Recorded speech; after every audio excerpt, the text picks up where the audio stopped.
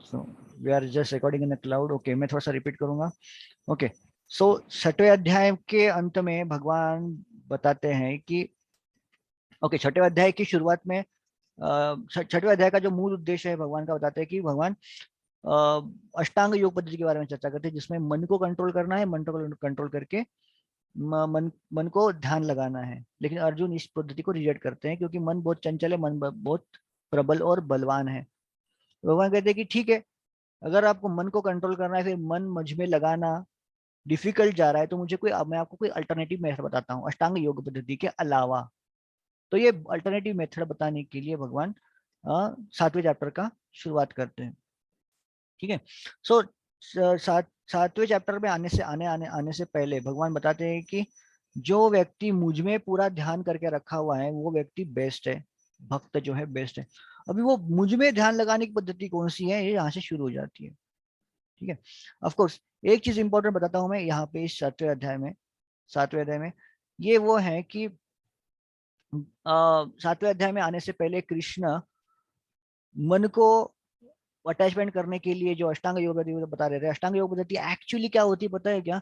अष्टांग योग पद्धति वो होती है जिसके द्वारा हम हमारे मन को विरक्त करते हैं। विरक्त मतलब हमारे मन को इंद्रिय भोगों से निकाल कर इसको डिटैच करते हैं। छठवां chapter is full of detachment, सब डिटैचमेंट। ये छोड़ दो, वो छोड़ दो, जॉब छोड़ दो, ये छोड़ दो, या फिर फल की अपेक्षा छोड़ दो, सब छोड़ने का बात चल रहा था यहाँ पे, है ना। लेकिन जैसे ही हम लोग सातवें अध्याय में आते हैं तो सबसे पहला श्लोका क्या आता है, पढ़िए। श्री भगवान उवाच मय्यासक्त मना पार्थ योगम युञ्जन मदाश्रय असंशयम समग्र माम यथा ज्ञास्यसि तच्छृणु। ठीक है, तीन चीजें बताइए। मय्यासक्त मना पार्थ, पहली चीज भगवान बता रहे हैं आसक्त है ना। जहां मतलब तीसरा अध्याय, चौथा अध्याय, पांचवा अध्याय, छठवां अध्याय, इन सारे अध्यायों में भगवान विरक्ति बारे में बता रहे थे, और सडनली ये विरक्ति से जंप मार के भगवान आसक्ति के बारे में चर्चा कर रहे हैं। मय्यासक्त मना, आसक्त हो जाओ। अरे ये कैसे हो गया, है ना। विरक्ति से मतलब विरक्त हो जाओ, विरक्त हो जाओ, भगवान ने अपना ट्रैक कैसे चेंज कर लिया, क्यों चेंज कर लिया? तो यहाँ पे विरक्ति भगवान जो बता रहे थे, जो विरक्ति थी वो वो इंद्रिय भोगों से विरक्ति थी, इंद्रिय विषयों से विरक्ति थी, इंद्रियों की चीजों से, इंद्रियों से ही विरक्ति थी कंप्लीटली कभी कभार तो। और अपने कर्तव्य से विरक्ति थी, अपने कर्तव्य के कर्मों से विरक्ति थी। ये सारी चीजों के बारे में चर्चा की गई थी। लेकिन अभी आप भगवान कह रहे हैं विरक्ति विरक्ति कुछ नहीं है, अभी आपको आसक्ति करनी है। और आसक्ति किसमें करनी है? मैया आसक्त मना पार्थ, मुझ में आसक्त होना है आपको। सो सबसे बड़ी अभी भगवान क्या कर रहे हैं कि अब तक उन्होंने डिटैचमेंट करवाया था, सिर्फ डिटैचमेंट से हम लोग रह नहीं सकते, है ना। अगर आपको एक पैर आगे डालना है तो मतलब पिछला पैर अगर उठाना है आपको, तो अगला पैर तो स्ट्रांगली डालना पड़ेगा ना।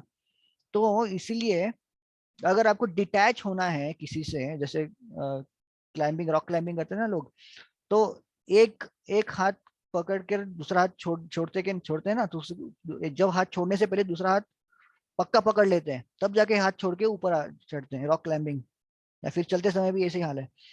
तो इस तरह से अगर हमें डिटैच होना है इस दुनिया से, भौतिक दुनिया से, या फिर भौतिक दुनिया के भोगों से, तो कहीं ना कहीं तो अटैचमेंट होना पड़ेगा ना। बिना अटैचमेंट को रह ही सकते हैं। तो भगवान कह रहे कि हाँ, आपको डिटैचमेंट इस दुनिया से होना है, लेकिन अटैच होना है मुझसे। किससे? मुझसे। मई आसक्त मना पार्थ। तो मुझसे आसक्त होकर आपको ये कार्य करना है। और क्या है? योगम युंजन मदाश्रय, इस तरह से आपको योग करना है। असंशयम समग्रम माम, और इसके लिए संशय मत रखना, निस्संदेह रूप से इससे कार्य यथा ज्ञास्यसि तच्छृणु। और क्या, ये कैसे करना है इसके बारे में अब आप मुझसे सुनिए। और मैया आसक्त मना पार्थ, भगवान वो अभी क्या करते हैं, आसक्ति के बारे में बताते हैं। आसक्ति के बारे में बोलते हैं कि आसक्ति के बारे में आप मुझसे सुनो, अभी अभी आप मुझसे सुनना है। भगवान इस पर बारे में, तो भगवान सुनने के बारे में बहुत फोकस कर रहे हैं। ज्ञान तो की बात चल रही है, लेकिन सुनने के बारे में फोकस कर रहे हैं। तो ये पूरा चैप्टर जो है वो सुनने के बारे में है।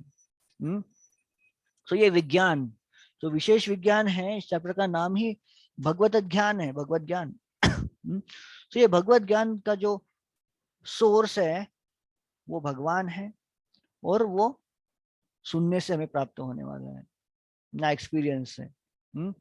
सो ये पहला है विज्ञान, और भगवान विज्ञान हमें दे रहे हैं। ठीक है, अभी सेकंड श्लोका में जाएंगे। सेकंड श्लोका भी बहुत इंपॉर्टेंट है ऑफ कोर्स। पहले श्लोका का अर्थ अनुवाद पढ़ेगा कोई? मैं चाहूंगा कोई पढ़े पहले श्लोका का अनुवाद। हरे कृष्ण प्रभु जी। जी माता जी। श्री भगवान ने कहा, हे पृथा पुत्र, अब सुनो कि तुम किस तरह मेरी भावना से पूर्ण होकर और मन को मुझ में आसक्त करके योगाभ्यास करते हुए मुझे पूर्णतया संशय रहित जान सकते हो। ओके माता हरे जी, कृष्ण। इस पैराग्राफ का ना, इस तात्पर्य का 1 2 और 3, तीसरा पैराग्राफ पढ़िएगा, वो इम्पोर्टेंट है। अतः मनुष्य को चाहिए ये वाला प्रभु जी। हाँ। अतः मनुष्य को चाहिए कि छठे अध्याय के अंतिम श्लोक के अनुसार योग का अभ्यास करे। परमेश्वर कृष्ण पर ध्यान की एकाग्रता को नवधा भक्ति के द्वारा संभव बनाया जाता है, जिसमें श्रवणम अग्रणी एवं सबसे महत्वपूर्ण है। अतः भगवान अर्जुन से कहते हैं, तच्छृणु अर्थात मुझसे सुनो। कृष्ण से बढ़कर कोई प्रमाण नहीं, अतः उनसे सुनने का जिसे सौभाग्य प्राप्त होता है वह पूर्णतः कृष्ण भावना भावित हो जाता है। अतः मनुष्य को या तो साक्षात कृष्ण से या कृष्ण के शुद्ध भक्त से सीखना चाहिए, ना कि अपनी शिक्षा का अभिमान करने वाले अभक्त से। हरे कृष्ण, पर थैंक यू माता जी। सो हरे यहाँ पे कृष्ण। भगवान कृष्ण हर बार शुरू के बारे में चर्चा करते हैं, और श्रील प्रभुपाद भी ना शुरू के बारे में ज्यादा फोकस कर रहे हैं कि किस तरह से वो ज्ञान जो है वो भगवान की प्रति का वो सुनने से आने वाला है। और सुनना भी किससे सुनना है? सुनना भी हमें सुनना है एक ऑथराइज सोर्स से। एक तो हमें सुनना है कृष्ण से या फिर कृष्ण के भक्त से। ऑफ कोर्स माता जी, इस पैराग्राफ, इस तात्पर्य की आखिरी पैराग्राफ पढ़िएगा, आखिरी लाइन। जी प्रभु जी। आखिरी लाइन प्रभु जी। यस, आखिरी पैराग्राफ, अतः आखिरी लाइन। श्री कृष्ण, यही ना जो आखिरी लाइन है, श्री कृष्ण से या श्री कृष्ण, हाँ, अतः श्री कृष्ण से या कृष्ण भावना भावित भक्तों के सुखों मुखों से सुनकर ही कृष्ण तत्व को जाना जा सकता है। तो दो सोर्स है भगवान के बारे में जानने के, एक तो कृष्ण या फिर कृष्ण के भक्त जो कृष्ण को जानते हैं। सो ये इंपॉर्टेंट है। तो कहाँ से हमें ज्ञान प्राप्त होगा? कृष्ण से। और वो किस प्रकार का ज्ञान है इसके बारे में सेकंड श्लोक आगे बताते हैं। भगवान बताते कि ये जो ज्ञान में तुम्हें देने वाले हो अर्जुन, वो किस प्रकार का ज्ञान है? ज्ञानम तेह सविज्ञानम वक्ष्यामि इदम वक्ष्यामि अवश्य अशेषता यज्ञात्वा नेहम भूयोन्य यज्ञात अव्यम यज्ञातव्यम अवशिष्यते। ओके, रीता माता जी इसका अनुवाद पढ़िएगा। हाँ। हरे कृष्ण प्रभु जी। हम्म।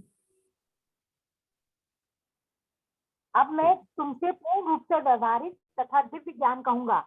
इसे जान लेने पर तुम्हें जानने के लिए और कुछ भी शेष नहीं रहेगा। तात्पर्य, भगवान यहाँ पे बता रहे हैं कि जो मैं तुम्हें ज्ञान देने वाला हूँ वो वो अंतिम ज्ञान है, जो फाइनल लेसन है ना। जैसे ग्रेजुएशन के कॉलेज का जो आखिरी क्लास का आखिरी सब्जेक्ट का आखिरी क्लास है ना, उसके बाद पढ़ने के लिए कुछ रहेगा नहीं। आप ग्रेजुएट हो, कंप्लीट, आपका शिक्षण कंप्लीट हो, आपकी शिक्षा कंप्लीट हो गई है ना। उस तरह से भगवान बताते कि ये ऐसा ये आखिरी सब्जेक्ट है आपका, और ये आखिरी सब्जेक्ट प्राप्त करने के बाद और कुछ पढ़ने लायक नहीं रह जाता। और ये गारंटी भगवान ने सिर्फ अर्जुन को दी है और किसी को नहीं दी है। और कोई भी भगवान और कोई भी देवता और कोई भी भगवान का मैसेंजर, मैसेंजर मतलब क्या कहते हैं, वही मसीहा विसिया जो भी हो, कोई भी ये गारंटी नहीं दिया हुआ है।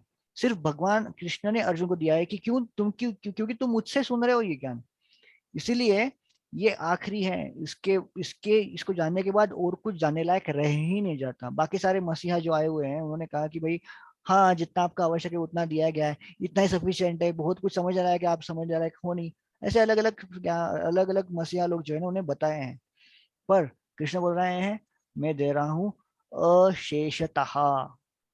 इसको प्राप्त करने के बाद और कुछ नहीं है, संपूर्ण ज्ञान है ये, संपूर्ण ज्ञान, परफेक्ट ज्ञान है। यप।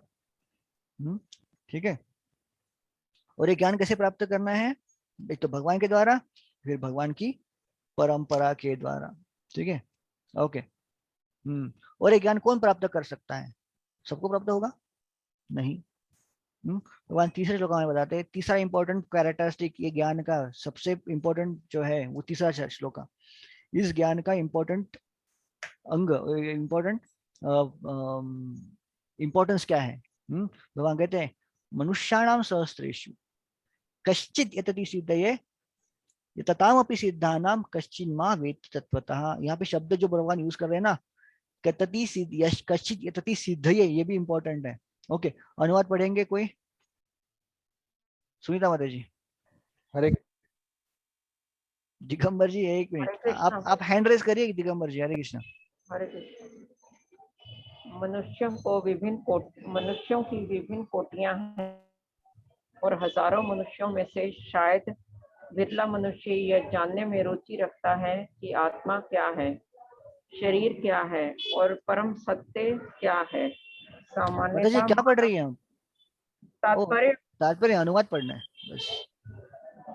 ओके प्रभु जी।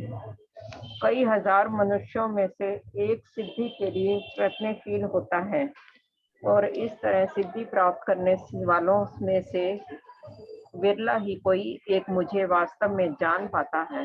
हरे कृष्ण। हरे कृष्ण। सो एक चीज इंपॉर्टेंट है यहाँ पे, मतलब आपको म्यूट कर रहा हूँ मैं, ठीक है? सो एक चीज इंपॉर्टेंट है यहाँ पे, भगवान कह रहे हैं कि हजार मनुष्य में से कोई एक सिद्धि के लिए प्रयत्नशील होता है।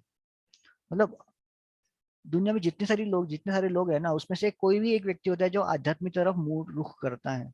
और ऐसा सभी के सभी जो है वो एक तो अपने विषय भोग के ऊपर पड़े हुए हैं, या फिर ये लोग जो होते हैं वो उनको कोई ज्ञान ही नहीं होता कि भाई एक एब्सोल्युटली एक जानवर की तरह जीवन जीते हैं लोग। ना उनको भगवान के ऊपर कोई संबंध है, ना कुछ। और जो भी अपने इंद्रियों को लगता है, जो भी इंद्रियों को आवश्यक है, बस उसकी तृप्ति करने जाना है बस। ये जानवरों जैसा जीवन लोग जी रहे हैं। और नहीं तो फिर जो भी है अध्यात्म और ज्ञान समझकर लोग ना ये जो कर रहे हैं एक्टिविटीज, वो सारी एक्टिविटीज जो है वो सिर्फ मतलब वेदों को जानकर भी जो एक्टिविटीज कर रही है उनको इंद्रिय भोग ही इम्पोर्टेंट एक फोकस में। लेकिन ना उनकी धीरे धीरे प्रगति हो रही है, पर कोई ही एक व्यक्ति होता है जो भगवान को मूल रूप में जाने की कोशिश करता है, जिसको हम लोग कहते हैं ज्ञानी या फिर योगी। और इन लोगों को भगवान यहाँ इनके लिए भगवान शब्द यूज कर रहे हैं सिद्ध, जो लोग सिद्धियों के लिए प्राप्ति करता है। हजारों मनुष्य में से एक कोई सिद्धि के लिए प्रयत्नशील होता है। सिद्धि मतलब आत्म साक्षात्कार के लिए। और इन हजारों लोग जो प्रयास करते हैं उनमें से कोई एक ही जो होता है भगवान को जान पाता है ना? जैसे कि हम लोग बोलते हैं ना कि आईपीएस एग्जाम में अपियर होने वाले लाखों लोगों में से कुछ मतलब करोड़ों लोगों में से कुछ लाख ही जो है वो मेंस मतलब प्रीलिम्स क्रैक कर पाते हैं। उनमें से कुछ लोग ही है जो मेंस क्रैक करते हैं, और उनमें से कुछ लोग ही होते हैं जो क्या कहते हैं कुछ लोग इंटरव्यू क्रैक करके उनको अपॉइंटमेंट मिलती है। तो इस तरह से फिल्ट्रेशन होते जाता है, सबसे हाईएस्ट उसे सबसे लोएस्ट, उसे फिल्टर। ऐसे हजारों लोगों में से एक व्यक्ति जो भगवान के बारे में जानेगा, उन हजारों में से एक व्यक्ति जो है वो भगवान को एक्चुअल में जान पाएगा। तो लाखों में एक होता है जो व्यक्ति भगवान को जान पा रहा है। तो समझिए यहाँ पे अगर हमारे क्लास में अगर 30 लोग खड़े हैं, यहाँ पे क्लास सुन रहे हैं, तो इन 30 लोग जो है वो 30 लाखों में से एक है। 30 लाख नहीं, 3 लाख। 3 लाख में से 30 लोग यहाँ पे जमा हुए हैं। अगर भारत की संख्या अगर 130 करोड़ है तो कितने लोग अध्यात्म में आगे बढ़ने वाले हैं? अभी आप कैलकुलेशन कीजिएगा भक्त कितने होने वाले हैं, ठीक है? सो ये भक्ति जो है वो इतनी रेयरेस्ट ऑफ द रेयरेस्ट है। ये सबसे विरले लोग ही इसको प्राप्त कर पाते हैं, ठीक है? और उसके बाद भगवान इस ज्ञान को देने के लिए शुरुआत करते हैं। तो भगवान का जो ज्ञान है इसको दो, मतलब भगवान क्या कह रहे हैं, एक्चुअली ज्ञान नहीं देंगे। ज्ञानम ते हम सभी ज्ञानम, भगवान ये कह रहे हैं ना दूसरे श्लोका में क्या कह रहे हैं?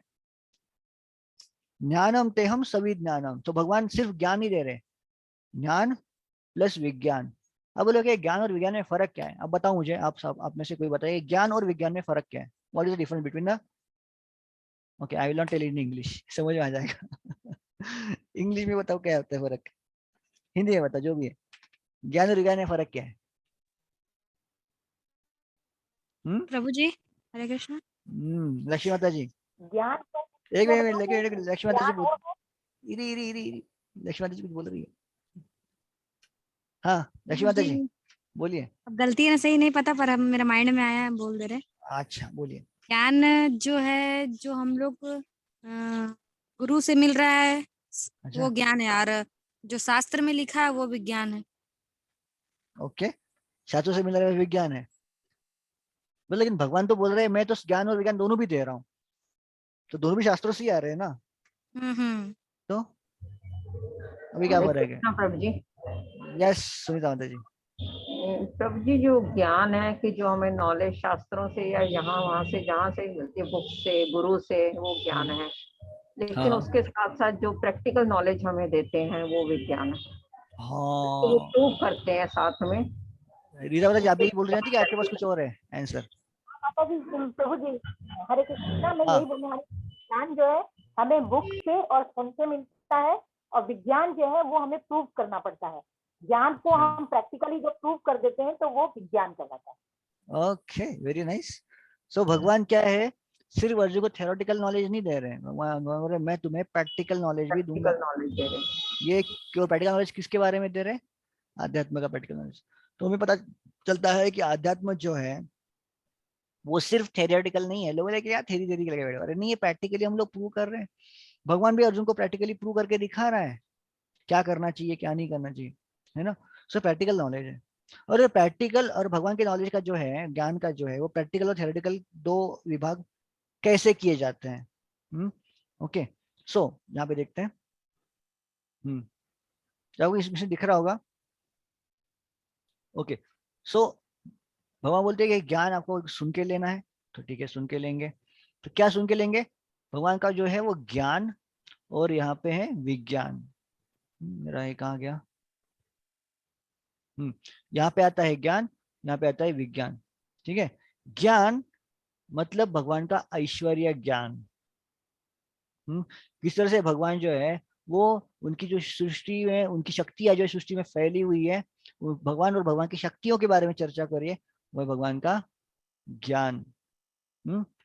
और दूसरा दूसरा भगवान का ऐश्वर्य है, भगवान का विज्ञान ऐश्वर्य। वो कौन सा है? वो भगवान के बारे में, भगवान की जो मधुरता है, भगवान का जो रस है, वो जानना, मतलब भगवान का विज्ञान जानना है। एक्चुअल भगवान के बारे में जानना, वो भगवान का विज्ञान है। सो विज्ञान कहाँ, विज्ञान कौन सा है, क्या है, इसके बारे में और चर्चा भगवान करते हैं। ठीक है, अभी हम लोग भगवान के ज्ञान के बारे में चर्चा करेंगे। ठीक है, श्लोका नंबर 4 में। तो ठीक है, भगवान के श्लोका नंबर 4 में भगवान बताते हैं मेरा ज्ञान क्या है। ठीक है, अब पढ़ेंगे, अनुवाद पढ़ेंगे श्लोका नंबर 4 का।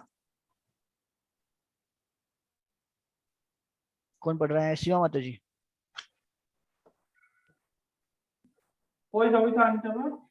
अनुवाद शिवा माता जी। हरे कृष्णा प्रभु जी। हम्म, पृथ्वी, जल, अग्नि, वायु, आकाश, मन, बुद्धि तथा अहंकार, ये 8 प्रकार से विभक्त मेरी भिन्ना अपरा प्रकृतियां हैं। करेक्ट। सो ये भगवान बता रहे हैं अपनी शक्तियों के बारे में। भूमि रापो नरो वायु खम मनो बुद्धि रे बच्चा, ये सारी में जो है मेरी विभिन्न शक्तियां हैं। ठीक है, और उसके अलावा भी भगवान की और शक्तियां हैं। ठीक है, और आगे बढ़ेंगे, आगे वाला पैराग्राफ, आगे वाला अनुवाद पढ़ेंगे। कौन पढ़ने वाला है? दिगंबर चौबे जी। हरे कृष्णा प्रभु जी। यस प्रभु जी।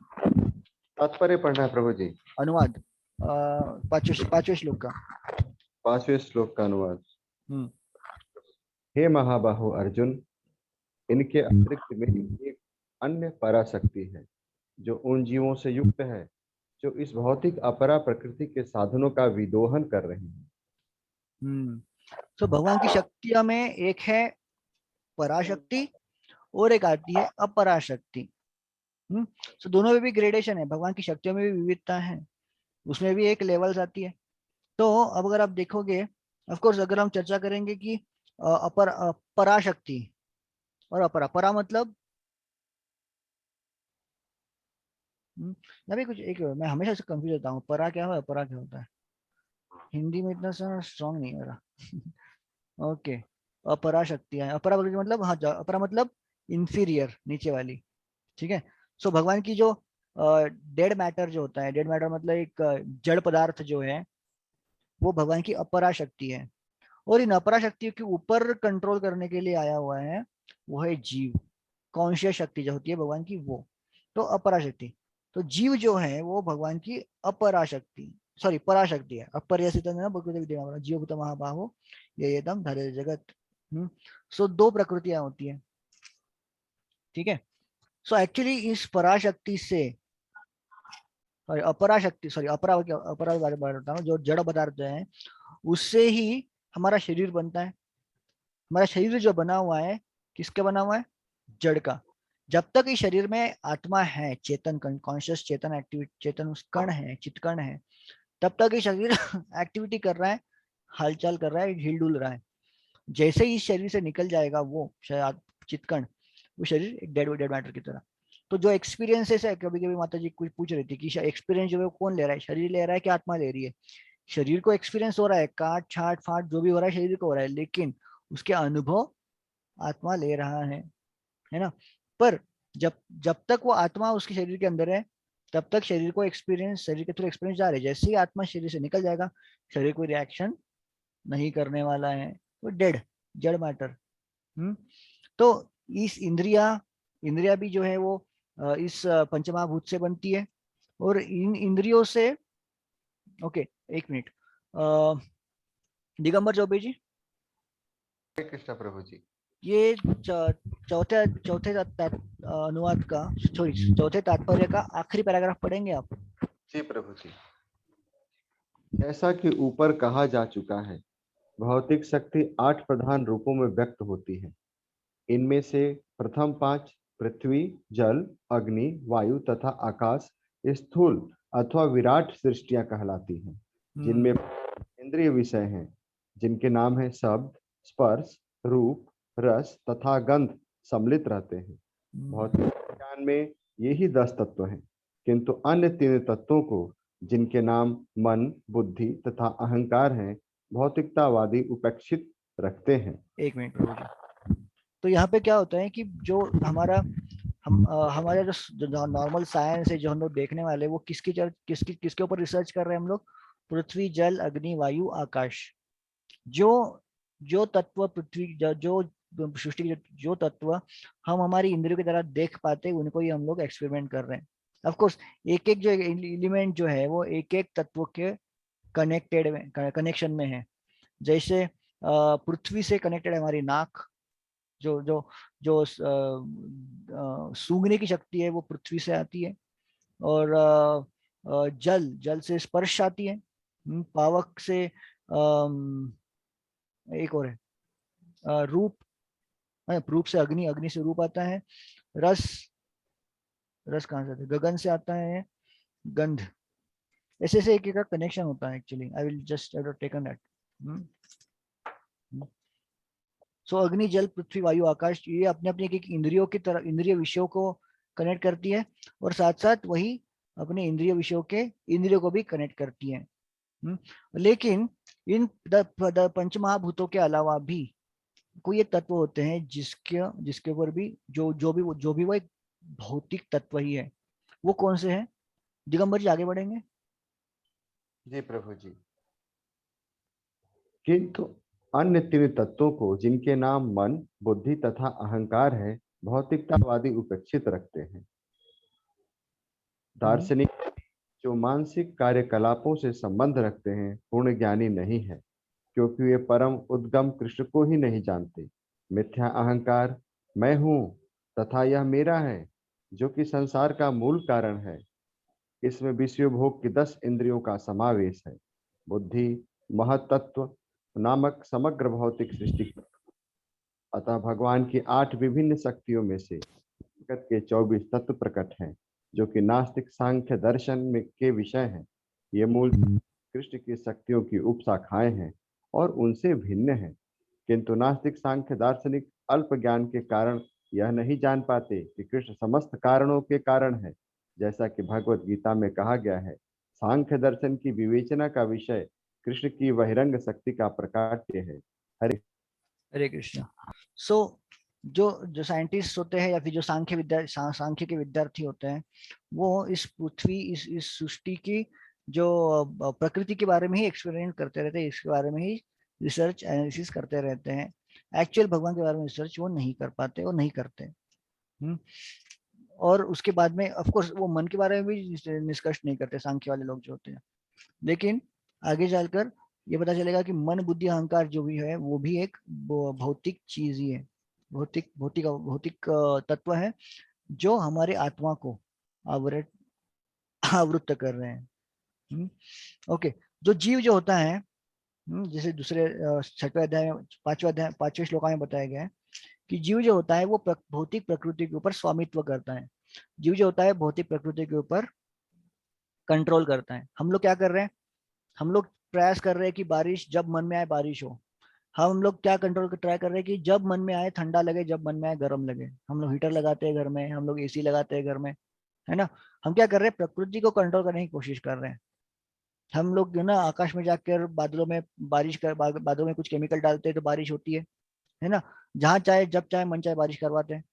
तो ये प्रकृति के ऊपर कंट्रोल करने की इच्छा है हमारी, उसको करते भी है कि एक लिमिटेड तरीके से हम लोग प्रकृति के ऊपर कंट्रोल करते हैं। और हम लोग सोचते हैं कि हम लोग नियंता है, पर एक्चुअली हम जो है वो लिमिटेड एक सूक्ष्म नियंता है। लेकिन परम नियंता कौन है? भगवान कृष्ण। भगवान कृष्ण सभी को कंट्रोल कर रहे हैं, इवन जीवों को भी। जीव क्या करता है कि उसको लगता है कि मैं कंट्रोलर बनना चाहता हूं, तो भगवान के कंसेप्ट को ही निकाल देता है। कोई भगवान नहीं है, मैं ही पर भगवान वो है जो इन जीवों को भी कंट्रोल कर रहे हैं। भगवान भगवान कहते हैं कि मत्ते स्मृति ज्ञानम अपहनंच, जो हमारे कंट्रोल में नहीं है, हमारी स्मृति। अच्छे से पढ़ाई करके जाएंगे हम लोग, एग्जाम में जाने के बाद पूरा ब्लैंक, है ना, तब पता चलेगा अरे भगवान है क्योंकि सारी स्मृति, सारी मेमोरी उन्होंने इरेज कर दी है बस।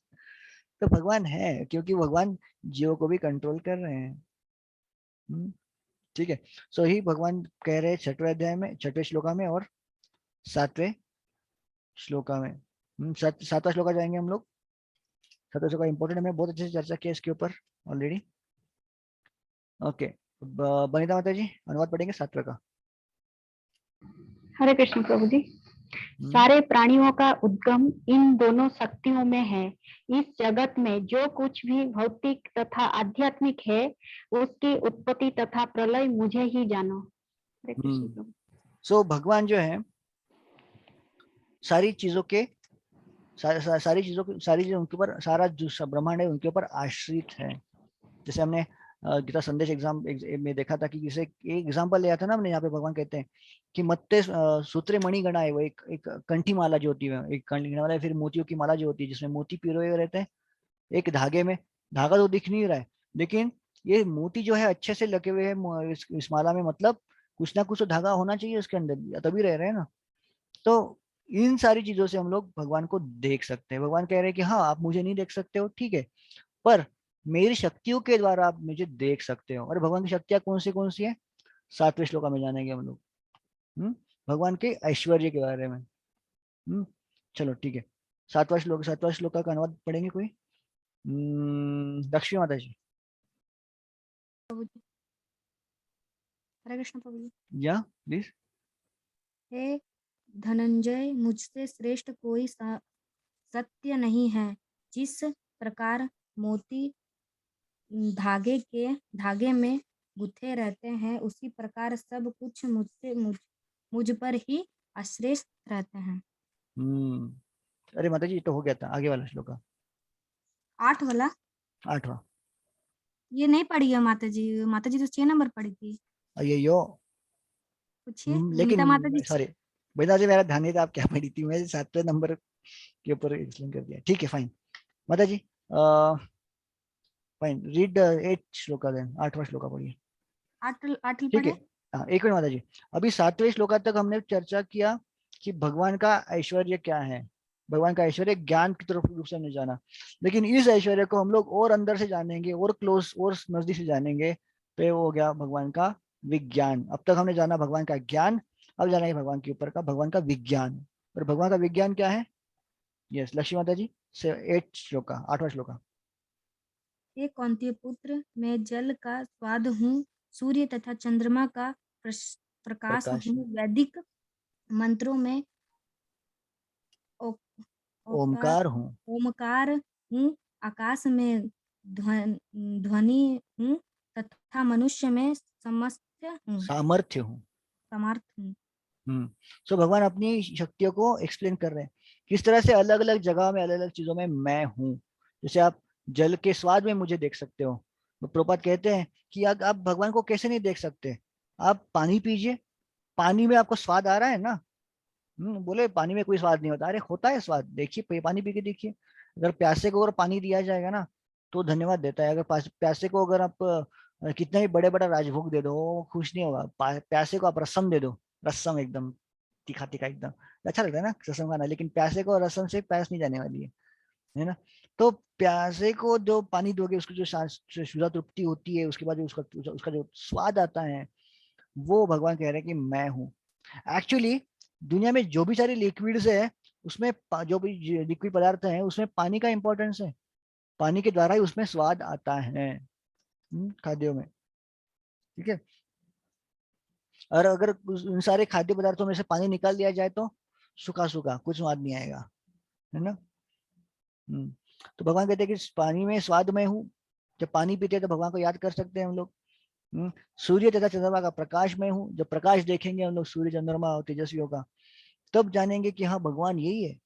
वैदिक मंत्र पढ़ेंगे, ओमकार, ओमकार जो है वो बीज मंत्र होता है, वो भगवान कहते हैं मैं हूँ, आकाश में ध्वनि और मनुष्य में सामर्थ्य में हूँ। ओके, अगला वाला shloka, anybody wants to read or shall I go round robin? कोई और पढ़ना चाहेगा? नहीं, ठीक है, राउंड रॉबिन। श्री भगवान यादव जी, हरे कृष्णा। 9 श्लोका नंबर 9। पृथ्वी का आदि सुगंध और अग्नि की उष्मा हूँ, मैं समस्त जीवों का जीवन तथा तपस्वियों का तप हूँ। तो पृथ्वी में आने वाली सुगंध है भगवान है, और समस्त जीवों का जीवन तथा तपस्वियों का तप भी भगवान है। प्रभु जी, मेरा एक डाउट है यहाँ पर, भगवान क्यों विशेष चीजों के सिर्फ बोलते हैं मैं उसमें हूँ? एक्चुअली भगवान तो सब कुछ है ना। जी हाँ, तो भगवान अपनी शक्तियां दिखा रहे हैं। भगवान बता रहे कि पृथ्वी में आने वाली जो गंध है, जो पृथ्वी का जो सोर्स है वो मैं हूँ। पानी, जल में जो स्वाद है, जिसके लिए जल जाना जाता है, वो मैं हूँ। तो ये सारी चीजों का जो सोर्स है, सारी चीजों का आइडेंटिटी है जो है, वो भगवान बोलते हैं वो मुझसे है। ये भगवान का ऐश्वर्य बता रहे हैं, भगवान की शक्तियां बता रहे हैं भगवान कि पानी में स्वाद किसकी वजह से आ रहा है। भगवान बोले स्वाद मुझसे, मेरी वजह से आ रहा है। सामर्थ्य किसकी वजह से आ रहा है लोगों में, उसके मेरी वजह से आ रहा है। वेदों का मंत्रों में ओमकार में हूँ, मतलब सारे वेदों को, वैदिक मंत्रों को अगर कोई अर्थ प्रदान कर रहा है, ओमकार कर रहा है, बोले ओमकार जो है वो मेरा नाम है, मैं स्वयं ओमकार हूँ। इसीलिए भगवान अपनी शक्ति बता रहे हैं किस तरह से भगवान के द्वारा ही सारी सृष्टि में चीजें स्थित हैं, है ना। जिस तरह से भगवान एक मणि में, एक माला में, एक धागे से द्वारा सारी चीजें स्थित होती है, ये सारी सृष्टि में सारी चीजें एक जगह पे स्थित है। क्यों? इसके बीच में मैं हूँ, इसलिए भगवान बता रहे सब। इस सारी चीजों की शक्तियों का कारण बता रहे मैं हूँ, इस तरह से। ठीक है, थैंक यू प्रभु जी। हरी हरी। ओके, आगे वाला लक्ष्मी यादव जी। प्रभु जी पढ़ो जी, लक्ष्मी यादव। हरे कृष्णा प्रभु जी। यस प्रभु जी। हरे कृष्णा प्रभु जी। 10वां, हे पृथा पुत्र, यह जान लो कि मैं ही समस्त जीवों का आदि बीज हूँ, बुद्धिमानों की बुद्धि तथा समस्त तेजस्वी पुरुषों का तेज हूँ। ओके, चांदनी माता जी, आगे वाला।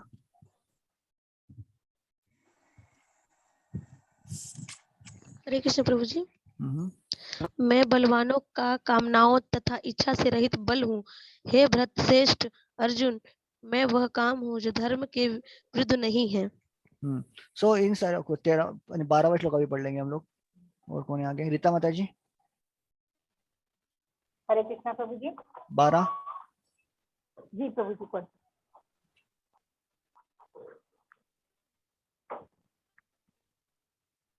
तुम जान लो कि मेरी शक्ति द्वारा सारे गुण प्रकट होते हैं, चाहे वे सत्व गुण हो, रजोगुण हो या तमोगुण हो। एक प्रकार से मैं सब कुछ हूँ, किंतु हूँ स्वतंत्र। मैं प्रकृति के गुणों के अधीन नहीं हूँ, अपितु वे मेरे अधीन है। हरे कृष्ण प्रभु। हरे कृष्ण। श्री भगवान जी कुछ बोल रहे हैं आप? हरे कृष्णा। ओके प्रभु जी। हाँ माता जी। पूरे 12वां श्लोक में जो बोल रहा है मैं प्रकृति के अधीन नहीं, मतलब अधीन नहीं हूँ, मतलब वो अपितु वो मेरा अधीन है, मतलब नहीं समझे। ये भगवान जो है वो सारे प्रकृति के गुणों के कर्ता हैं, इसीलिए भगवान उन सारे गुणों के प्रभाव से मुक्त है। जैसे आप देखोगे कि सूर्य इस दुनिया में सारी चीजें वो प्रकृति के गुण, गुण मतलब कौन से? सतोगुण, रजोगुण, तमोगुण। यस, इन तीनों गुणों के प्रभाव में होती है, चाहे वो दिन रात समय, खाद्य पदार्थ हो या फिर कोई भी चीज हो, और या फिर प्रकृति के जो अलग अलग स्थान हो, सारी चीजें जो है वो गुणों के द्वारा प्रभावित होती है ना। और इवन मनुष्य भी गुणों के द्वारा प्रभावित होते हैं। हाँ जी प्रभु जी, यदि सतोगुण रजोगुण तमोगुण प्रभु ने ही बनाए हैं, भगवान ने ही बनाए हैं, तो हम तमोगुण को क्यों गलत समझते हैं? बिल्कुल नहीं, तमोगुण बिल्कुल बुरा नहीं है, अच्छा है। जब तक कि वो भगवान से जुड़ा हुआ है तब तक अच्छा है, और भगवान से अगर उसको मतलब विलप कर देंगे तो सतोगुण भी बुरा ही है ना। जब तक ये गुण भगवान से जुड़े हुए हैं अच्छे हैं, तो मतलब जब तक इन गुणों को भगवान से जोड़ कर देख रहे हैं अच्छे हैं, है ना। वो कैसे अच्छा है कैसे बुरे ये भी हम लोग चर्चा करेंगे, ठीक है। हाँ प्रभु जी। ओके, सो ऑफ कोर्स यहाँ पे भी चर्चा पॉइंट ये आ रहा था माता जी का कि इन सभी गुण जो हैं वो भगवान की उंगलियों पर नाचते हैं या फिर भगवान के इशारों पर काम करते हैं, तो भगवान के ऊपर इनका प्रभाव नहीं पड़ता, है ना। ये भगवान के एक दास की तरह है, तो वो मुझे सारे गुणों भगवान के नीचे काम करते हैं, ना ही भगवान के ऊपर। लोग कहते हैं ना कि ये भगवान दुनिया में आते हैं तो मनुष्य जैसे कार्य करते हैं, नहीं, मनुष्य जैसे काम नहीं करते। मनुष्य जैसे दिख रहे हैं, मनुष्य जैसे कर रहे हैं, लेकिन वो भगवान मनुष्य जैसे नहीं है, मनुष्य नहीं है। तो ये इंपॉर्टेंट है यहाँ पे समझना। भगवान जी बता रहे कि हाँ तुम सब लोग सारे गुणों के द्वारा प्रभावित हो रहे हो, लेकिन मैं नहीं। और इन तीनों गुणों के द्वारा ही मैं सारी सृष्टि को चलाता हूँ। 13वां श्लोक बोल रहे हैं, 3 गुणों सतो रजो तमो के द्वारा मोहग्रस्त यह सारा संसार मुझ गुणातीत अविनाशी को नहीं जानता। तो क्योंकि ये लोग जो लोग हैं वो कह रहे हैं कि भगवान मनुष्य की तरह आते हैं, मनुष्य की तरह है, ये लोग गुणों के द्वारा प्रभावित है, वो मुझे नहीं जान पा रहे मेरी शक्ति के द्वारा, है ना। ऑफकोर्स चांदनी सॉरी क्या लक्ष्मी माता जी तात्पर्य पढ़ेंगे 12वें का तात्पर्य में सिर्फ यही चीज प्रॉपरली बताई गई है। 12 का तात्पर्य पढ़िएगा। संसार के सारे भौतिक कार्यकलाप प्रकृति के गुण के अधीन संपन्न होते हैं। यद्यपि प्रकृति के गुण परमेश्वर कृष्ण से उद्भूत है, किंतु भगवान उनके अधीन नहीं होते। उदाहरण था राज्य के नियमानुसार कोई रणनीति हो सकता है, किंतु नियम बनने वाले राजा उस नियम के अधीन नहीं होता।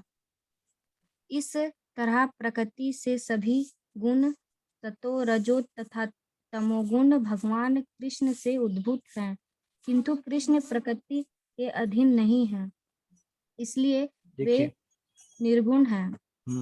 देखिए माता जी यहाँ पे पता चल रहा है कि एक राजा जो नियम बना रहा है वो नियम के अधीन नहीं हो सकता। ये सारे नियम राजा के ऊपर लागू नहीं होते, है ना।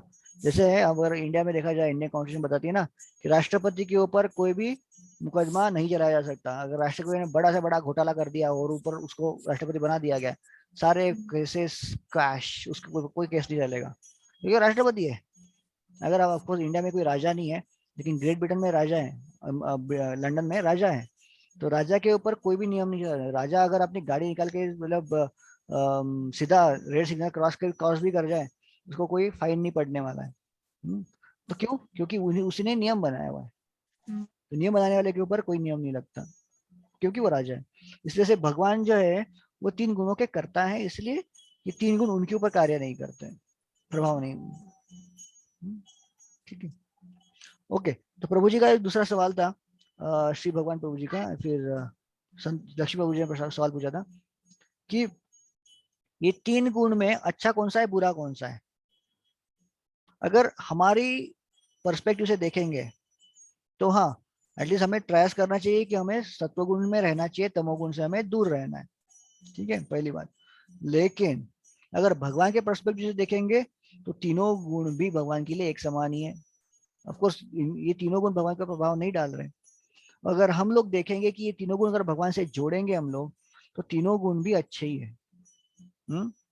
तो ऑफ कोर्स हम लोग ना आज तमोगुण के प्रभाव में आकर अज्ञानता में आते हैं। तमोगुण के प्रभाव में आकर हम लोग गलत सलत चीजें करने लगते हैं, सही गलत का हमें ध्यान नहीं रहता है ना। तो उसी तरह से तमोगुण का प्रभाव लेकर प्रभाव से हम लोग आलसी भी होते हैं, निद्रा भी जाती है ना। निद्रा जब हमें सोना होता है तो हमें तमोगुण का प्रभाव लेना पड़ता, तमोगुण का आश्रय लेना पड़ता है। तो एक भक्त जो होता है वो तमोगुण का आह्वान करता है, अरे भाई तमोगुण आ जाओ, मेरे शरीर को थोड़ा सा रेस्ट दे दो ताकि मैं कल उठ के अच्छे से भगवान की सेवा कर पाऊं, है ना। अगर रजोगुण में आना है, कोई एक्टिविटी करनी है, प्रचार करना है, तो रजोगुण में आना है, एकदम पैशन में आना है। तो भक्त जो होते हैं वो रजोगुण के प्रभाव में मतलब आ जाते हैं। रजोगुण में प्रभाव में आकर वो प्रचार करेगा, भगवान के लिए कार्य करेगा। और जब भगवान के बारे में भगवत गीता पढ़ते हैं, ज्ञान के लेने की बातें होती है, तब भक्त जो होते हैं सत्व गुण में आकर कार्य करते हैं। तो तीनों गुण भक्तों के लिए कार्य इस तरह से करते हैं कि वो भगवान की सेवा करें। इसलिए भक्तों के लिए तीनों गुण एक ही जैसे अच्छे ही है। लेकिन जो व्यक्ति भगवान को विलग होकर देख रहा है, सत्वगुण रजोगुण तमोगुण उन पर बुरा ही प्रभाव डालते हैं, चाहे वो सत्वगुण भी क्यों ना हो, है ना। अगर देखा जाए तो सत्वगुण का प्रभाव, अगर आप बोलेंगे बाबू सत्वगुण कैसे अच्छा है, भगवान जी पूछेंगे ना सत्वगुण कैसे बुरा है। सत्वगुण सबसे अच्छा होता है। सत्वगुण भी बुरा होता है क्योंकि सत्वगुण की एक क्वालिटी होती है, सत्वगुण में व्यक्ति को समाधान प्राप्त होता है, सेटिस्फैक्शन। और सेटिस्फैक्शन प्राप्त करने के बाद ना उसको इच्छा नहीं होती कि अरे भाई सब कुछ दुनिया में चला है, ठीक है तो चल रहा है, प्रॉब्लम क्या है। तो उनको कोई जीवन में समस्या ही नहीं होती और भगवान के पास आते भी नहीं है, ना भगवान की शरण लेते हैं वो लोग। एटलीस्ट इन सत्वगुणी लोगों से वो आर्त या फिर जो अर्थार्थी लोग हैं वो बड़े अच्छे हैं, क्योंकि वो इन प्रॉब्लम से जूझते भगवान के पास तो आ रहे हैं, है ना। इस तरह से ये सत्वगुण रजोगुण तमोगुण है वो भगवान से जोड़कर अच्छे हैं, और भगवान से तोड़कर या फिर भगवान से दूर वो बुरे हैं, है ना। इसलिए भगवान कहते हैं कि मेरी जो प्रकृति है बहुत गूढ़ है, बहुत कठिन है। 14वें का अनुवाद पढ़ेंगे, 14 का अनुवाद कौन पढ़ेगा? सुनीता माता जी, सुनीता माता जी है क्या? हरे कृष्णा। प्रभु जी 14 नंबर का श्लोक इम्पोर्टेंट है। Yes, very important. Okay, Sunita ji नहीं है। सीमा माता जी,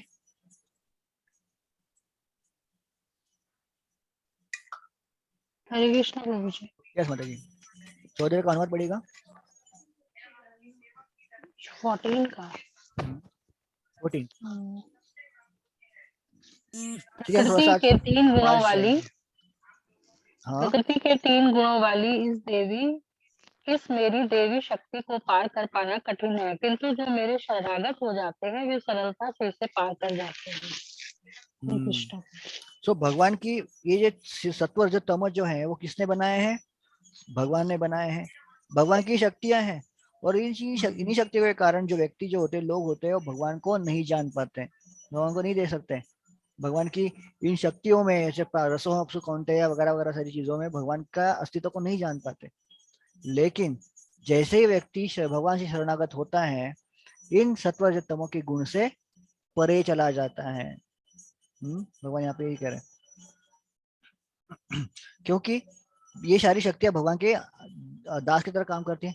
एक बार क्या हो गया है कि हम लोग ना आपको बताया था कि मैंने शायद नहीं, बुक डिस्ट्रीब्यूशन करे जाते थे, हर घर में जाके हर घर के दरवाजे में नॉक करते थे हम लोग और लोगों को भगवगीता बांटते थे, भगवगीता लेने के लिए हम लोग बेचते थे।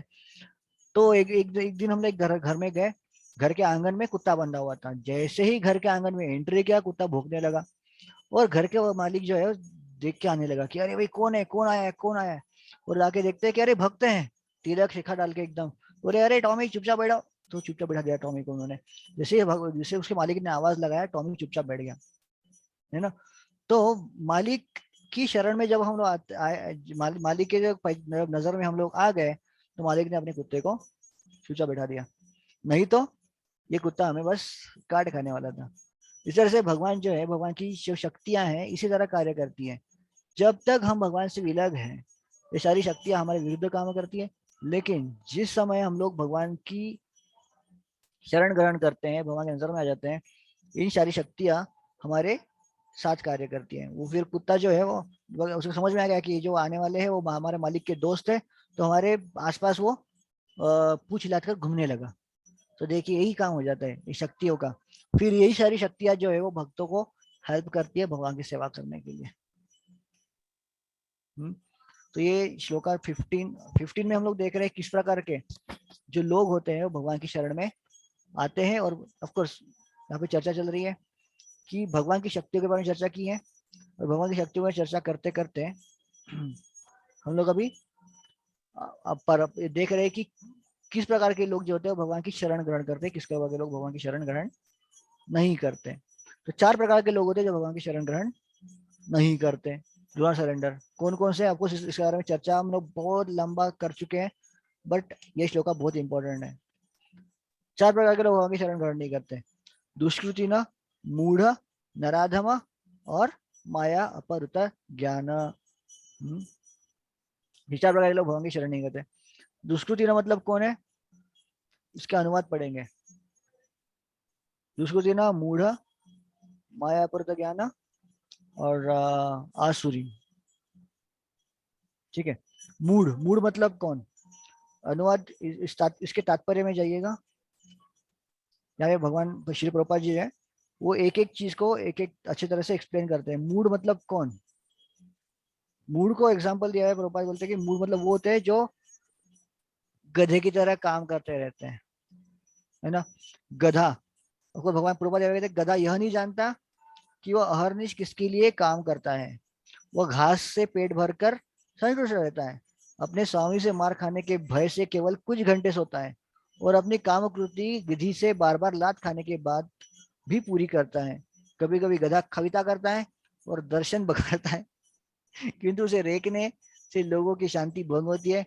ऐसी दशा है उन सकाम करने की जो यह नहीं जानते वो किसके लिए काम करते हैं, वो नहीं जानते वो जानते कि कर्म यज्ञ के लिए है। आप पढ़ रहे हो ये सब यहाँ पे इसके तात्पर्य में। हाँ, भगवान बता रहे कि गधे की क्या क्या क्वालिटीज होती है। ये स्टोरी जो है वो गधे वाली, वो हमारी स्टोरी है और किसी की स्टोरी नहीं है ना। गधा काम कर रहा है घास के लिए, लेकिन घास के लिए कोई पैसा देना पड़ता है? नहीं, घास के लिए कोई पैसा देना पड़ता। अगर जंगल में जाएगा गधा तो आराम से दिन भर खा के सो सकता है ना।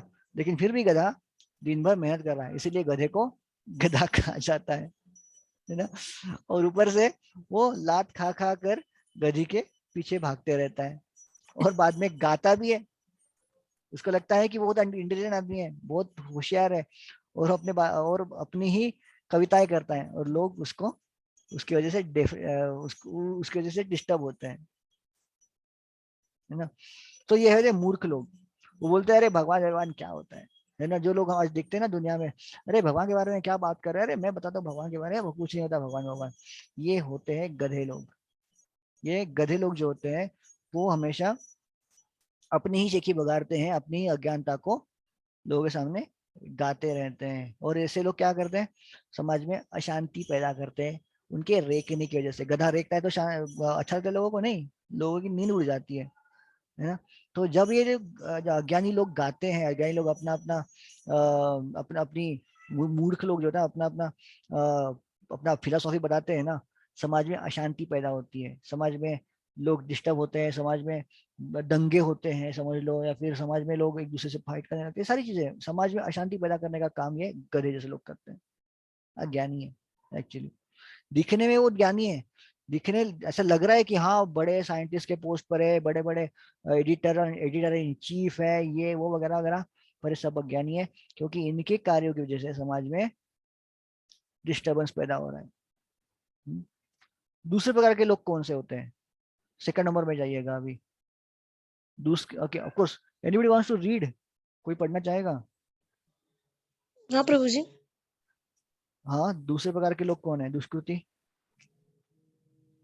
नराधम, सेकंड नंबर में पढ़ना है वहाँ। नराधम जी। नहीं नहीं नहीं नहीं नहीं नहीं, वहाँ पे नहीं, पैराग्राफ नंबर जो 1 2 3 लिखा हुआ ना, वो 2 नंबर में पढ़ना है। हाँ, दूसरे प्रकार की दुष्कृति नराधम अर्थात। ओके, हाँ प्रभु जी। Correct correct correct. दूसरे प्रकार का दुष्कृति नराधम अर्थात अधम व्यक्ति कहलाता है। नर का अर्थ है मनुष्य तथा अधम का अर्थ है सबसे नीच। 84 लाख योनियों में से 4 लाख मानव योनियां हैं। इनमें से अनेक निम्न मानव योनियां हैं, जिनमें से अधिकांश असंस्कृत है। सभ्य मानव योनियां वे हैं जिनके पास सामाजिक, राजनीतिक तथा धार्मिक नियम है। जो मनुष्य सामाजिक तथा राजनीतिक दृष्टि से उन्नत है, किंतु जिनका कोई धर्म नहीं होता, वे नराधम माने जाते हैं। धर्म ईश्वर विहीन नहीं होता, क्योंकि धर्म का प्रयोजन परम सत्य को तथा उसके साथ मनुष्य को संबंध को जानना है।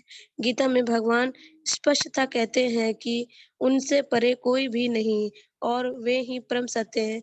मनुष्य जीवन का सुसंस्कृत रूप सर्वशक्तिमान परम सत्य श्री भगवान कृष्ण के साथ मनुष्य की विस्मृत भावना को जागृत करने के लिए मिला है। जो इस अवसर को हाथ से जाने देता है, वही नराधाम है। यस, हरे कृष्णा। सो नराधम वो कौन है? जो भगवान को जाने बिना अपना जीवन जी रहा है, वो नराधम है। सो ये इम्पोर्टेंट है कि जो व्यक्ति वेदों को नहीं मानता, जो व्यक्ति वेदों के किसी नियम को बिना पालन किए हुए जीवन जीता है, वो नराधम। ओके, तीसरा है दुष्कृतियों की तीसरी श्रेणी कौन सी है? आगे वाला कौन पढ़ेगा? प्रभु जी मैं पढ़ूं? यस, पढ़िए पढ़िए पढ़िए। दुष्कृतियों की तीसरी श्रेणी माया पर ज्ञाना की है, अर्थात ऐसे व्यक्तियों की जिनका प्रकांड ज्ञान माया के प्रभाव से शून्य हो चुका है। ये अधिकांश बुद्धिमान व्यक्ति होते हैं, यथा महान दार्शनिक, कवि, साहित्यकार, वैज्ञानिक आदि, किंतु माया इन्हें भ्रांत कर देती है, जिसके कारण ये परमेश्वर की अवज्ञा करते हैं। इस समय माया पर ज्ञाना मतलब वो लोग है जिनकी बुद्धि भ्रमित हो चुकी है। अब ऐसा नहीं है कि वो वेद नहीं जानते, वो वेद जानते हैं, लेकिन उसका गलत मीनिंग निकाल कर वो अपने हिसाब से इसका तात्पर्य निकालते हैं, वो माया पर ज्ञान होते हैं लोग। सो जो वेदों को जानते हैं लेकिन वेदों का गलत अर्थ निकाल के लोगों के सामने उसको गुमराह करते हैं, वो माया पर ज्ञान, वो अभक्त हैं जो भगवान के पास नहीं आते। वो खुद को एक गॉडमैन की तरह, एक साधु की तरह खुद को प्रक्षेपित करते हैं लोगों के सामने, लेकिन लोगों को भगवान से दूर ले जाने का कार्य करते हैं, वो मायापुर ज्ञान। चौथी श्रेणी कौन सी है? सचिन प्रभु पढ़ेंगे? जी प्रभु जी। दुष्ट कृतियों की चौथी श्रेणी असुर भावम मिश्रित अर्थात असुरी सिद्धांत वालों की है। यह श्रेणी खुले रूप से नास्तिक होती है। इनमें से कुछ तर्क नहीं करते हैं कि परमेश्वर कभी भी इस संसार में अवतरित नहीं हो सकता, किंतु वे इसका कोई ठोस प्रमाण नहीं दे पाते कि ऐसा क्यों नहीं हो सकता। कुछ ऐसे हैं जो परमेश्वर को निर्विशेष रूप से अधीन मानते हैं, यद्यपि गीता में इसका उल्टा बताया गया है।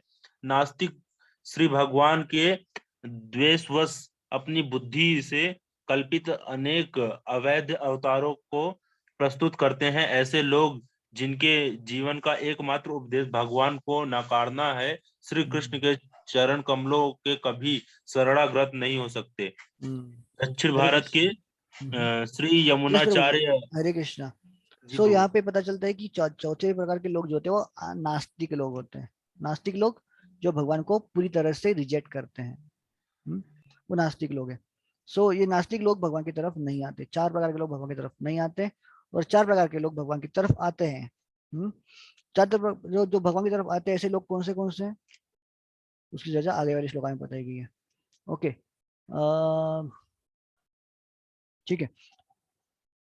जो व्यक्ति भगवान की तरफ आते हैं वो अर्थ जिज्ञासु, अर्थार्थु तथा ज्ञानी है। अर्थ मतलब वो लोग जो जिनके जीवन में समस्या है। जिज्ञासु मतलब जो भगवान के बारे में जानना चाहते हैं। अर्थार्थी मतलब वो लोग जिनकी मन में कुछ इच्छाएं आकांक्षाएं हैं वो। और ज्ञानी मतलब पूर्ण ज्ञान में व्यक्ति भगवान की तरफ आते हैं। ये 4 प्रकार के लोग भगवान की तरफ आते हैं। और इन सारों में ज्ञानी जो है वो विशेष है और भगवान के प्रिय होते हैं। और इन ज्ञानियों में भी वो ज्ञानी भगवान का अति प्रिय है जो हमेशा भगवान का ध्यान करते रहते हैं। ओके, श्लोका नंबर 18 अनुवाद कौन पढ़ेगा?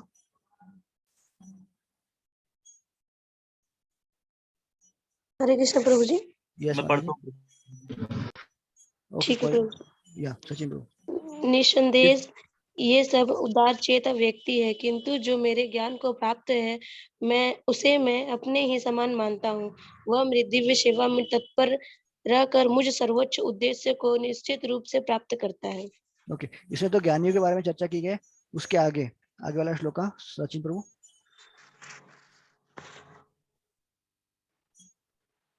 सचिन प्रभु, हरे कृष्णा। 19th श्लोका प्रभु जी। 19, यस। अनेक जन्म जन्मांतर के बाद जिससे सचमुच ज्ञान होता है वह मुझको समस्त कारणों का कारण जानकर मेरी शरण में आता है। ऐसा महात्मा अत्यंत दुर्लभ होता है। सो व्यक्ति जो है वो भगवान जो जिसको ज्ञान हो चुका है और ज्ञान होने के बाद भी वो भगवान की शरण में आता है, वो महात्मा अत्यंत दुर्लभ होता है। सो इन ज्ञानी में जो भक्त होते हैं वो बेस्ट है, भगवान यहाँ पे क्लियरली बता रहे हैं। ठीक है, ओके। तो इन ऑफ कोर्स भगवान के आश्रय में, भगवान की शरण में आने वाले लोगों की बात चर्चा चल रही थी यहाँ पे। जैसे भगवान की शरण में कौन नहीं आते, कौन शरण आते हैं। और तीसरे कैटेगरी जो भगवान के शरण में आते हैं वो होते हैं मुक्तिकामी, जिनके मन में मुक्ति की भावनाएं होती है, इसलिए भगवान की तरफ आते हैं। और साथ साथ ऐसे भी व्यक्ति होते हैं जो भगवान को इनडायरेक्टली सरेंडर करते हैं, कि भगवान को डायरेक्टली सरेंडर नहीं करना है हमें। ऑफ कोर्स हमारी जो इच्छा है, हमारी जो हमारी जरूरत है उसके लिए भगवान के पास जाते हैं, वो ठीक है। लेकिन कुछ लोग इन सारी जरूरतों के लिए भगवान की शक्तियों का सहारा लेते हैं।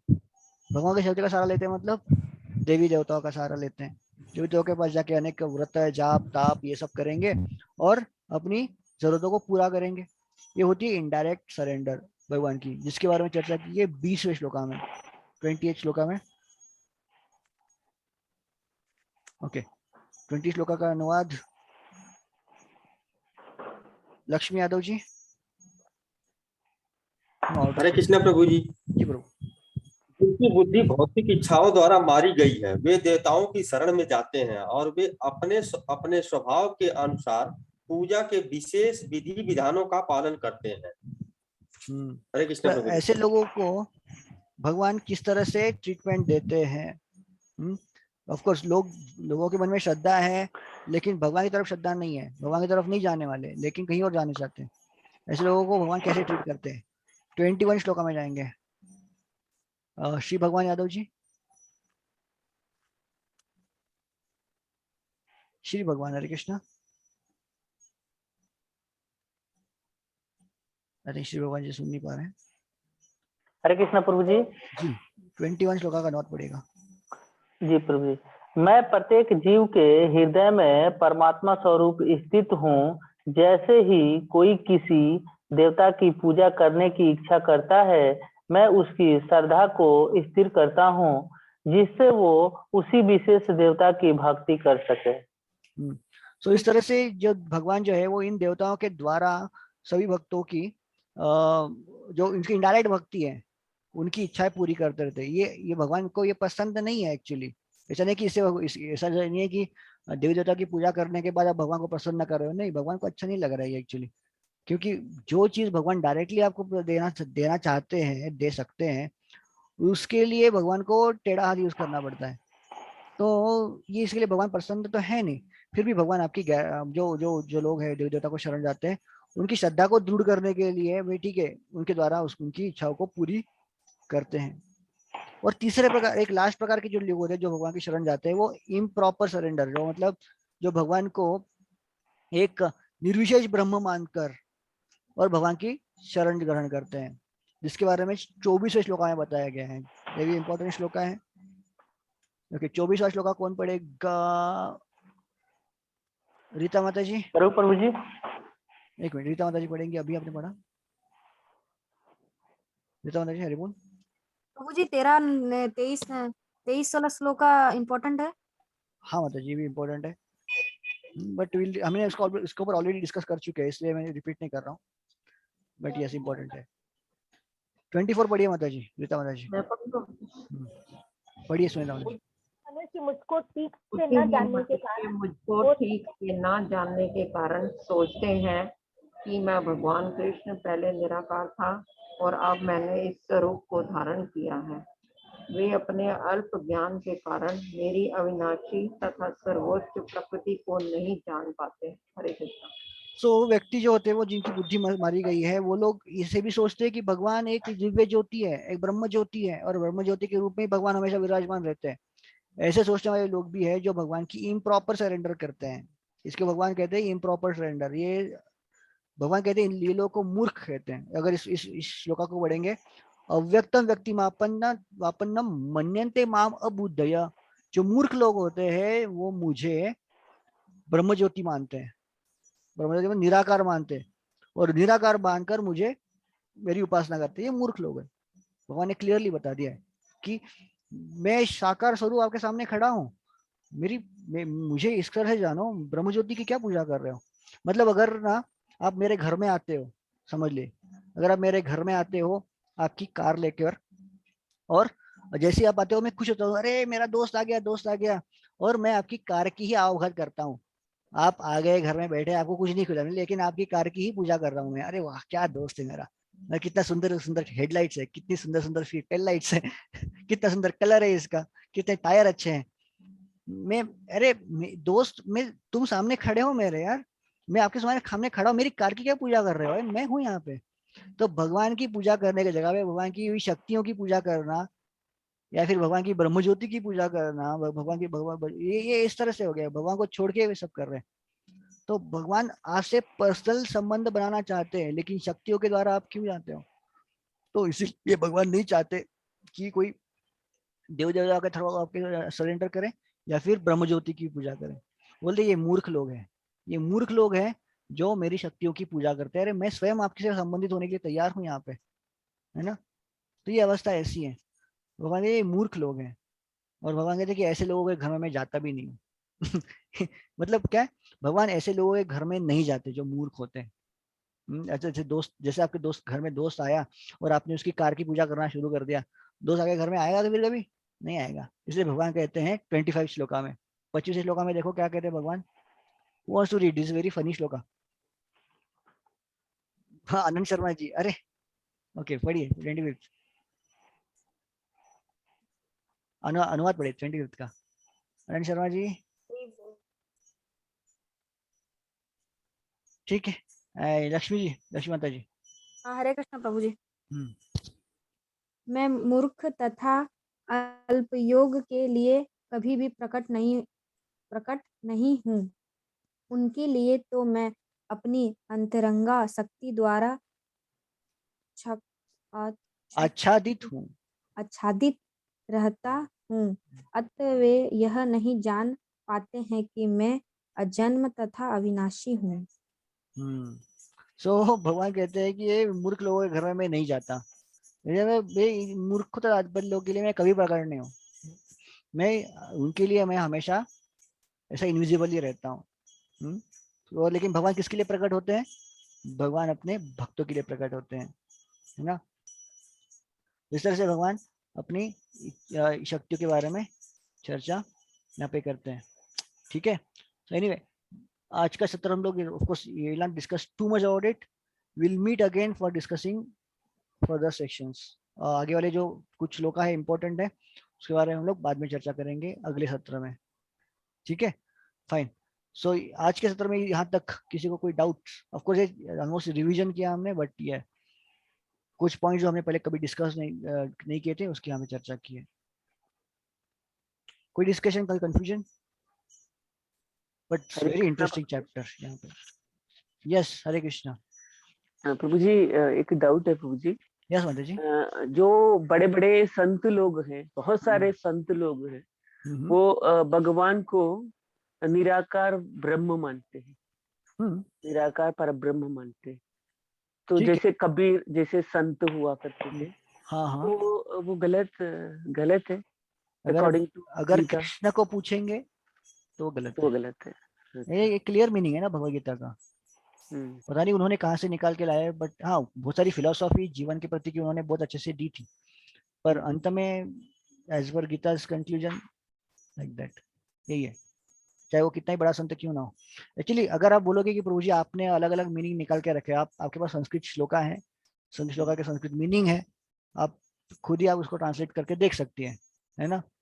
अगर आप देखोगे श्लोका नंबर 25 एंड 26 7 नंबर का क्लियरली बताया गया भगवान वो कहते हैं कि जो निराकारवादी है वो कम बुद्धिमान है, स्ट्रेट फॉरवर्ड है, उसके लिए कि ना कोई किसी ने हाथ लगाया है, ना किसी ने कोई एक्स्ट्रा मीनिंग, कोई स्ट्रेचड मीनिंग भी नहीं है कि भाई आपने उसका गलत मीनिंग निकाला हो या फिर आपके हिसाब से निकाला हो, ऐसा कुछ नहीं है। सिंपल संस्कृत शब्द है। अगर 24 श्लोका में देखेंगे आप, अव्यक्तम व्यक्तिमापन्नम मन्यन्ते माम अबुद्धय, सिंपल है, अव्यक्तम व्यक्तिमापन्नम, मुझे अगर कोई अव्यक्त मान रहा है वो व्यक्ति मूर्ख है। सिंपल स्टेटमेंट है, सिंपल उसका मीनिंग है ना।